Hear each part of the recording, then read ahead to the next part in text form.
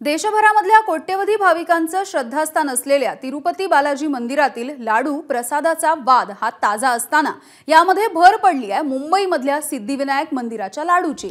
सिद्धिविनायक मंदिरामधून प्रसाद म्हणून देण्यात येणाऱ्या लाडूच्या पाकिटामध्ये उंदराची पिल्लं आढळल्याचा व्हिडिओ व्हायरल झालेला आहे। याशिवाय उंदरांनी प्रसादाची पाकिटं कुरतडली असं या व्हिडिओमधून समोर येत आहे। त्यामुळे मंदिरातील स्वच्छतेवरती सुद्धा आता प्रश्न उपस्थित होत आहेत। सिद्धिविनायक मंदिर प्रशासनाने हे सगळे आरोप फेटाळून लावलेत। सदरचा व्हिडिओ हा या मंदिरामधला नाहीच आहे। याबद्दल डीसीपी लेव्हलच्या अधिकाऱ्यांकडून चौकशी केली जाईल अशी माहिती न्यासाचे अध्यक्ष आमदार सदा सरवणकर आणि न्यासाच्या कार्यकारी अधिकारी वीणा पाटील यांनी दिलेली आहे।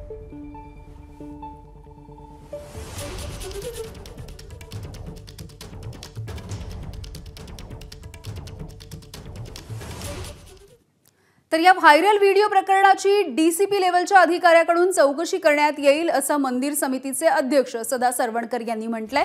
तर कार्यकारी अधिकारी वीणा पाटील यांनी लाडू बनवले जातात त्या स्वयंपाकघराची पाहणी सुद्धा केलेली आहे।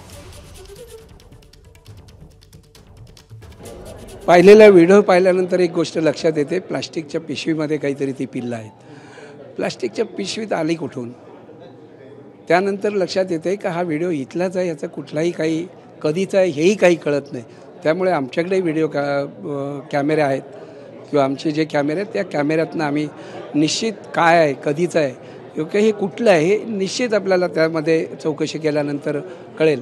आपण डीसीपी लेव्हलची कमिटी पोलीस अधिकाऱ्यांची कमिटी स्थापन करून ह्या सगळ्याची चौकशी करणार आहोत। एक तर याच्यामध्ये मी म्हणजे सांगू इच्छिते की जे फोटो आहेत ते फक्त क्रेटचे आहेत, त्याच्यामध्ये लाडू दिसत आहेत। आता हे जे आमचं पिंक पॅकेटमधले लाडू प्रायमा फेसी दिसत आहेत, आमच्याकडे ना भाविकांना बल्कमध्ये लाडू घेऊन जातात, वाटण्यासाठी असेल किंवा घरी प्रसादासाठी असेल।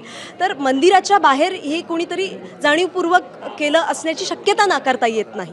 ही गोष्ट एवढी समोर आलेली आहे, लोकांच्या भावनेचा प्रश्न आहे, हे विचारात घेऊन आम्ही याची उच्चस्तरीय चौकशी करतोय। आताच अध्यक्ष साहेबांनी सांगितलं डीसीपीच्या माध्यमातून आमची कमिटी कॉन्स्टिट्यूट होईल आणि समितीच्या माध्यमातून ही आपण चौकशी करणार आहे। आणि चौकशीमध्ये असं काही समोर आलं तर आपण त्याच्यावर कडक कारवाई करू। एबीपी माझा, उघडा डोळे बघा नीट।